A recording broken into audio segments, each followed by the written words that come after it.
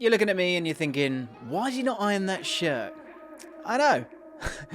I can't be arsed. And far more important than that, some clubs still haven't got who they need this window. They've got no clue about it. So we're going to address those problems right now. We're going to find your club's perfect solution. You're welcome. Maybe don't concentrate on the aesthetic. It's not that important. You're still looking at it, aren't you?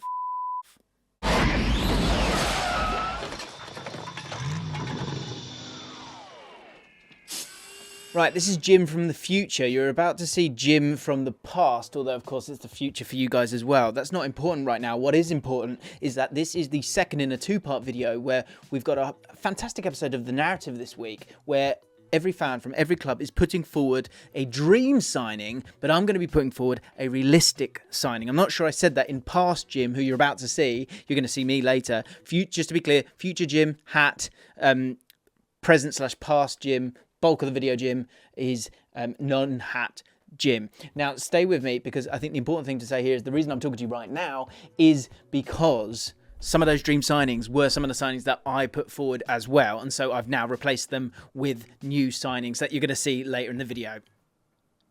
Arsenal.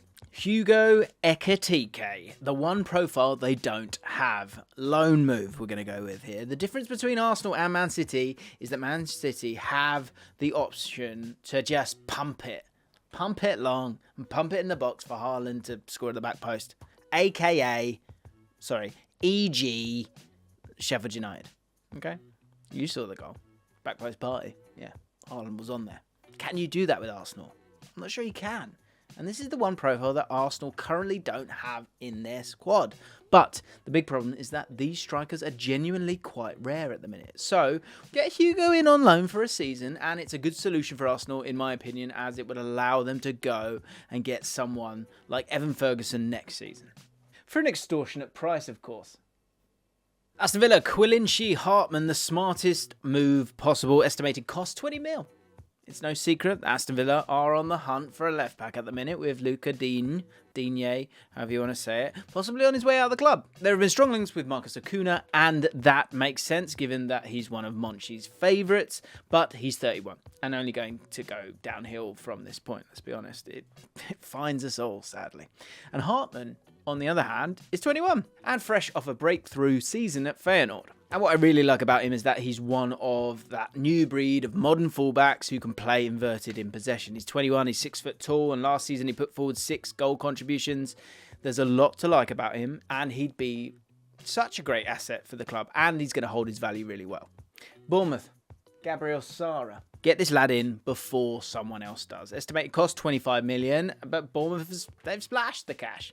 And I know Bournemouth have just signed Tyler Adams and Alex Scott, but what you have to remember is that both of these players are injured, and we're not sure when they're going to be back. Bournemouth also have good depth in almost every position, so there's not a glaring weakness there, in my opinion. But the midfield injuries need to be addressed, and Gabriel Sara would be perfect for that. Currently playing in the Championship for Norwich. He's demonstrating that he's miles above that level and offers so much going forward from central midfield. At 24 years old, he's such a strong asset for the club and exactly the kind of profile that they're kind of going for at the moment.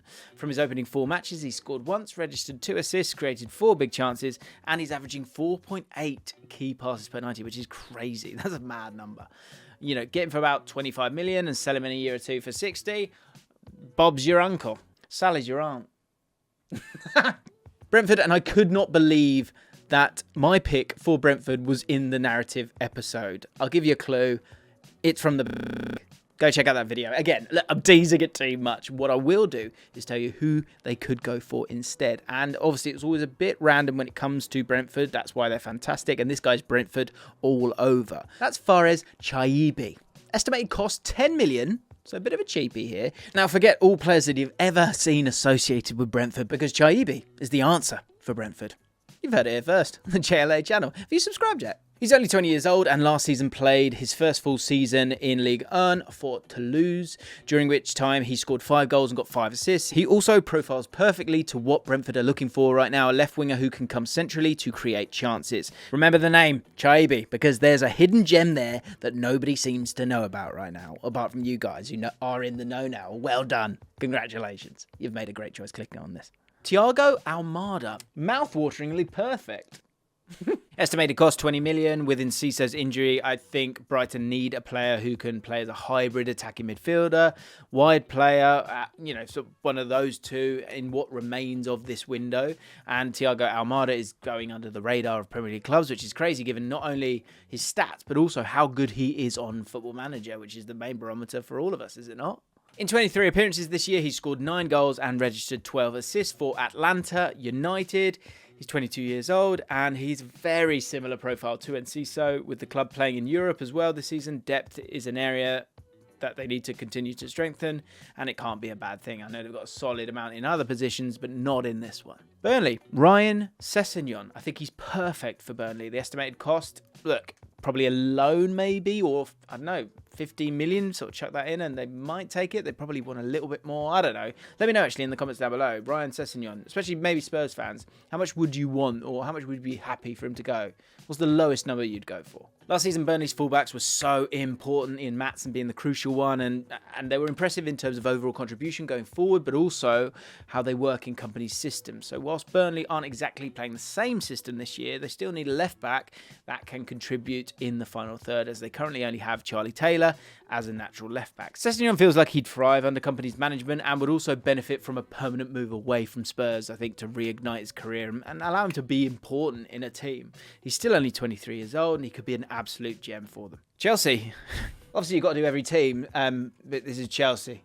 And they actually need another player because they've got so many injuries. I know. It's mad. Victor Siankov, good and a cheaper Elise alternative. Estimated cost 15 million. Generally, I think Chelsea's squad is now very strong and it's hard to find areas that they're desperately in need of improvement, but their attempt to sign Michael Elise shows that they may be looking for another left-footed right winger, and Siankov fits the profile well in this regard. He signed for Girona in January and had an excellent half season in Spain, scoring 3 goals and registering 6 assists from just 17 starts. He also ranks in the top 5% for progressive carries. Important here because I think it's something that Pochettino wants from his right-sided players. We did a video on it. Make sure you go check out that video talking about how Caicedo and Lavia could fit in together, but also the box on the left-hand side. And I'm giving it away. Just go watch that video because it's good, okay?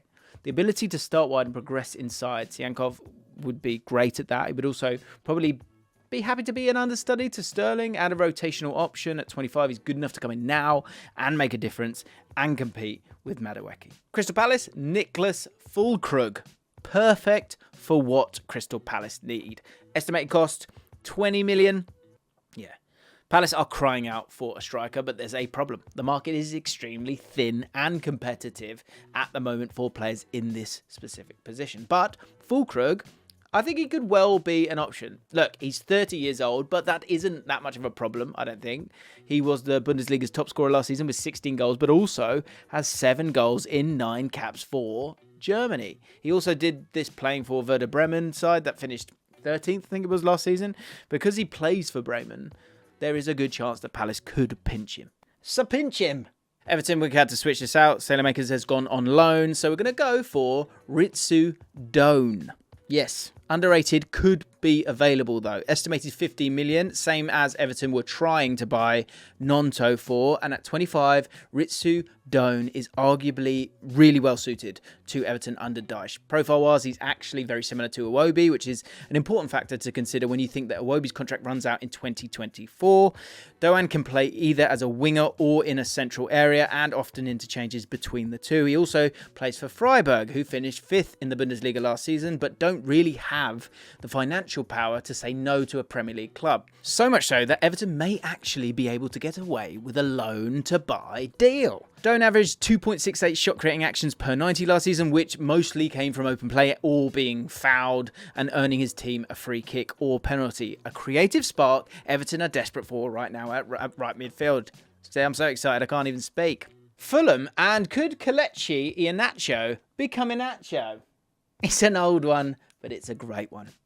And I think, look, Iheanacho would be a wise Mitrovic replacement. 15 million, maybe a touch more, With Mitrovic gone, Fulham now need a striker, don't they? They've already bought in Raul Jimenez in the window, but I think another striker wouldn't go amiss. Iheanacho makes a lot of sense for me in terms of being able to bring others into play whilst also being a threat in the box. He'd also be able to play alongside Raul Jimenez if they wanted to, and would also add cover to Andreas Pereira, who's so important. And despite only starting 11 matches last season in the Premier League, he had a total of 10 goal involvements, 5 goals, 5 assists, and I feel like it'd be a wise one for Fulham. Liverpool, Sally Ozcan. I think he profiles very well for Liverpool. Estimated cost 20 million, and with Liverpool still in need of a 6, I think Ozcan is getting massively overlooked. Currently at Borussia Dortmund, so Klopp can have a little... Yeah. He's a Turkey international, profiles perfectly for what Klopp wants at the base of the midfield. He's 25 years old, full of energy. And he reads the game really, really well. He ranks in the top 7% for interceptions per 90, and is great at putting out fires in midfield. Him and Endo, for less than 40 million, would be shrewd transfer business from Liverpool, and I think it would allow them to get the superstar 6 next summer. Luton, Zion Fleming, brilliant in the Championship. Estimated cost about 10 million, maybe a touch more. And with the types of moves that Luton are making, it's clear to see that they are trying to buy players who are good now, but would they'd be great in the Championship should they get relegated, because it's obviously a possibility. And with Luton playing 2 strikers up top, I think Fleming from Millwall is literally perfect for them. Last season he played as a second striker. He scored 15 goals and also got 3 assists, but he's also created 10 big chances. I think as a partner to Carlton Morris up top, I really like this one. And importantly, they'd walk the Championship with these 2 up front. Well, maybe not walk it, but they'd be really good. Man City, Rayan Cherki. If it's a 10 that you want, this is your guy. Again, the dream signing. I'm not going to, go check out the other video. The narrative, it was a very clever one, and I agreed with it, but we need to put forward another name. So, Cherki, it is. 45 million is the estimated cost. Cherki makes a lot of sense for Man City. Not only is he going to become a world-class 10, but he's equally brilliant from the left as he is from the right. This is important in filling in that gap that Mahrez has left, as he can double up with Doku, which is what Pep ultimately wants. I can't get my head around why nobody has made a move for him yet. His talent at 20 years old is a joke. He ranks in the top 2% for shot creating actions per 90, but also ranks really high in progressive carries, passes and take-ons. He also plays in a possession-based system, so the crossover, it wouldn't be bad at all. It'd be wonderful, in fact. Man United, Sofiane Amrabat, of course, he fixes a lot of issues. Now, we teased this one on the fallout in terms of Man United lacking some defensive nous against Forest. Amrabat just makes so much sense. He's going to cost 60 million for Man United, and they desperately need to sign him. Whether they have the funds or not is actually the main question here. With Maguire not moving to West Ham, Amrabat is currently not training with the Fiorentina squad, and is looking like he's really pushing for a move. He's not going to train until September the 1st, and that obviously plays into Man United's hands. But it does sound like Man United need to sell a couple of players to facilitate this one. Newcastle United, Gianluca Mancini.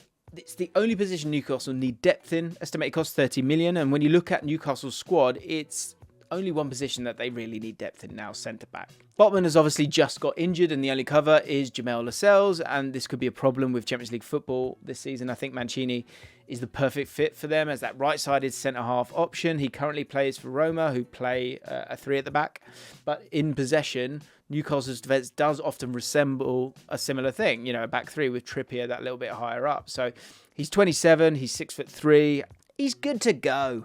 He's extremely aggressive as a centre-back, which is something that I really like for this Newcastle team. I think you see that in their attitude. He's also been deployed in midfield once or twice by Mourinho as well, which is interesting, which shows he's solid on the ball. Nottingham Forest, Mattia Perrin. They only need a goalkeeper, I think. Estimated cost 10 million. My initial thoughts were that Forest needed a midfielder, but with the signing of Andre Santos, that problem has been taken care of, which is an amazing signing, by the way. The only position that there seems to be a question mark over is goalkeeper. Forest have been linked with Dean Henderson, of course, despite already having bought Matt Turner. So it looks like a goalkeeper is still something that they want. Mattia Perrin, in my opinion, would be a very smart pickup. He's currently Juventus' number 2, but when he played last season, I think he was good.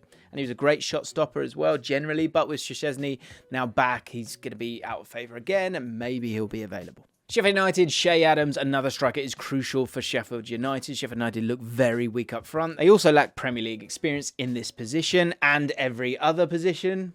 That's patronising, but it's true, sadly. But Che Adams could fix that.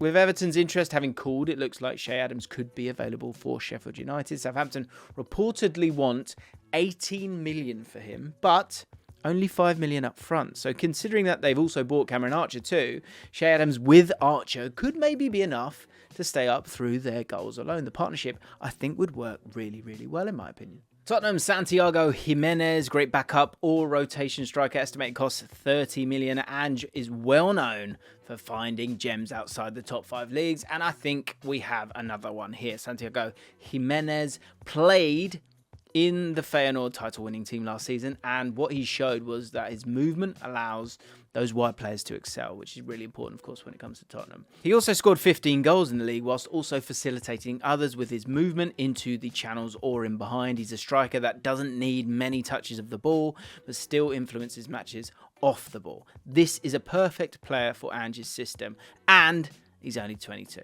West Ham, Brian Brobby, a striker away from the top 6, estimated cost 25 million, and with Scamacca gone, West Ham now only really need a striker following what has been a great summer of recruitment for them. Brian Brobby, if you can get him, it's daylight brobbery. Brobbery. But if you can get him from Ajax, I think this would be great, because he works so well, in my opinion, that he offers a very similar profile to Antonio, and I think he will be able to take the reins over from him once he starts to slow down. Brobby's main qualities are being immensely powerful as a striker, whilst also being lightning quick in behind. And, you know, we've seen in recent victories that ability to play on the counter-attack has been crucial. He scored 13 goals in only 17 starts last season and routinely impresses for the Dutch under-21s. Perfect for West Ham, in my opinion. Wolves, Gaëtan Laborde, cheap and good to go. There are, of course, financial constraints at Wolves, so spending big isn't really an option, but there are still good options out there. Gaëtan Laborde, for me, would be a nice pickup for Wolves. He's 29, but he still has a lot to offer. He scored 15 goals in Ligue 1 last season for Nice and can also play in wide areas despite being a physical striker down the middle as well. He'd be an option that Wolves can bring in now and they can rely on straight away, which is exactly what they need.